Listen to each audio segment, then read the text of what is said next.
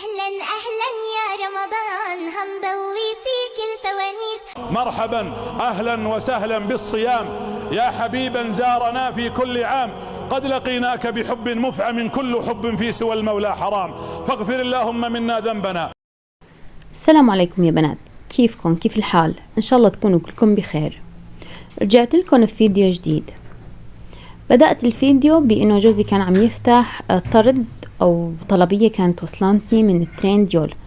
وصلت على هاي الطلبية من الترند يول قبل بكم يوم ووصلتني. أول شي صبايا هذا الفيديو مصور يعني قبل فترة كتير طويلة. هو أصلا مجموعة فيديوهات، كل فيديو لحال، وهدول الفيديوهات كلياتهم مصورين من فترة كتير طويلة، بالضبط كم من قبل كم يوم ما بعرف، بس تقريبا قبل 15 يوم أو أكتر أو أقل ما بعرف. بس أصلا كل فيديو مصور لحاله، مانو بنفس اليوم أو مانو بنفس الشي. عرفتوا؟ كل ما يصح لي أصور مقطع واحتفظ فيه، وبس أفضى أقعد أمنتج، بحكم إنه عندي أولاد صغير، ومثل ما قلت لكم هو من أولوياتي. فأنا بس يكون هو هديان نايم ما عندي شي أصور، يعني اللي بحسن أصوره، ما بحسن بصور ما أصور.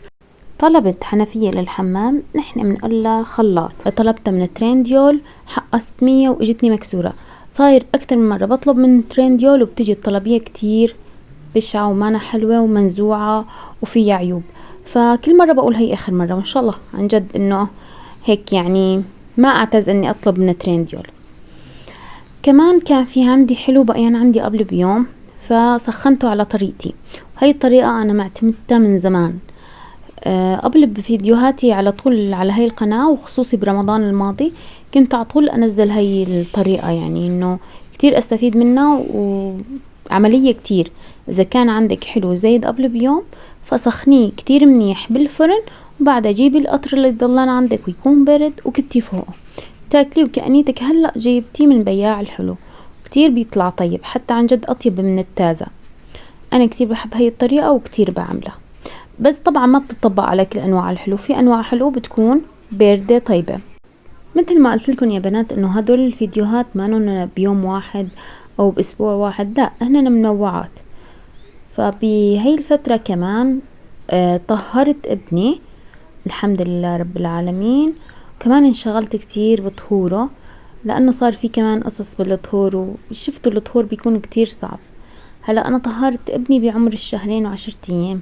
انتو يا بنات خبروني عمر قد بتطهروا ابنكن، يعني ليصير عمره قديش بتطهروا ابنكن. الله يحمي ولادكن وولادنا يا رب. كمان يا بنات أنا هلا عم بصور الفيديو واليوم أول يوم رمضان، فرمضان كريم، رمضان مبارك عليكم. وبندعي إنه اللهم أعنا على صيامه وقيامه وتقبلوا مننا يا رب. يا رب هيك الله يتقبلوا مننا ومنكم يا رب. أجواء رمضان كتير حلوة. هلأ نحن عنا بالمنطقة اللي أنا عايشة فيها ما كتير في هيك زينة وهيك، بس في أجواء رمضان، خاصة إنه المدينة اللي أنا عايشة فيها أغلب السوريين، فبتحسي كأنيتك أنت عايشة بسوريا، وأجواء رمضانية بامتياز. فيا رب هيك الله يعيدوا علينا كل سنة بخير وسلامة، ويتقبل مننا الصيام يا رب. ما في أجمل من رمضان وأجواء رمضان. كتير أنا بحب رمضان وأجواء رمضان. هون كانت عندي الغرفة مكركبة، رتبتها، كنت عاملة هاي المرجوحة لابني، فقام قطعت ووقعت الحديدة تبعت المرجوحة على راس ابني. حكيت لكم ابني لسه عمره 2 شهر، فبصراحة كتير كتير خفت، مو شوي، كتير كتير، حتى يعني خوفت مع العيلة. بس عند اللي اجا جوزي قال لي لا ما في داعي تخافي، يعني انه الجرح بسيط براسه، كتير بسيط، وما رحنا على المشفى، مع اني انا كنت مستعدة بدي اروح على المشفى وخايفة ومرعوبة، بس هو شاف الجرح قال لي لا لا الجرح كتير بسيط وما في داعي. هون الجرح يا بنات شوفوا قد صغير، هو صغير بس سبحان الله الام دغري بترعب. هون جبنا اخيرا زينة رمضان وبلشنا نجهز لرمضان. مثل ما قلت لكم الفيديوهات كتير انه مصورة من زمان، بس ما كنت عم بحسن ابدا امنتج او انزل.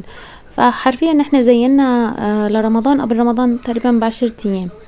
وهون زينة رمضان ركبناها. في شغلات كانت عندي اياها من السنة الماضية، في شغلات من قبل حتى مبينة عندي بفيديوهات سابقة، ففي شغلات كانت من قبل.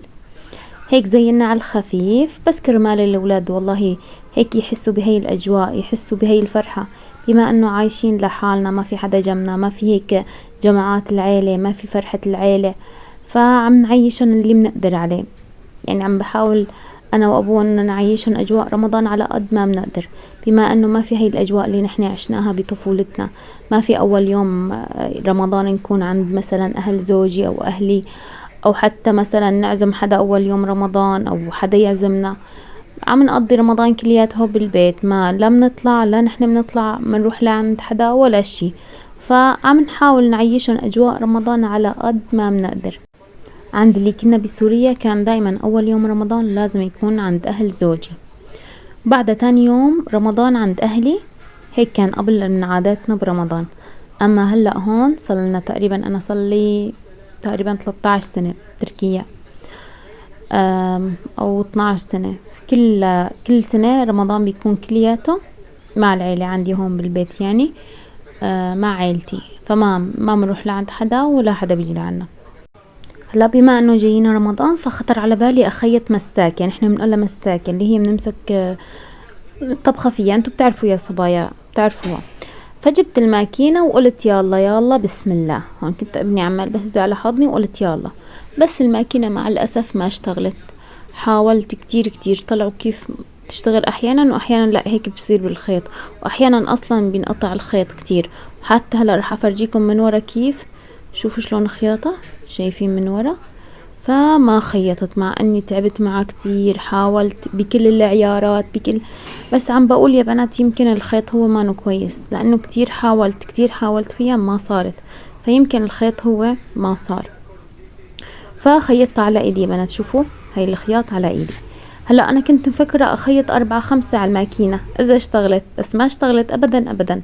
فخيطت بس وحدة، قلت وحدة وزيادة، وحدة وضلت سهرانة فيها طول الليل، ما قدرت اخيط اكثر منها لانه بتاكل شغل، وانا اصلا اكره ما عندي الخياط انه على ايدي، بحب الخياط بس على الماكينة.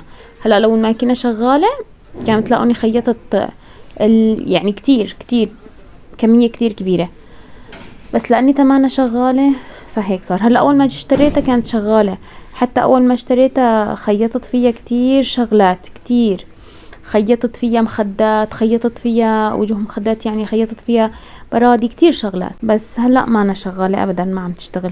اذا بتعرفوا هيك كيف تتصلح او كيف تشتغل قولولي.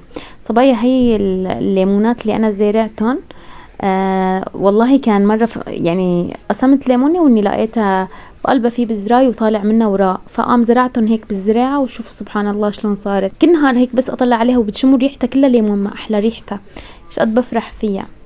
لهون يا صبايا بيكون خلص فيديوهي، بتمنى يكون عجبكم. بشوفكم فيديو جديد، سلام.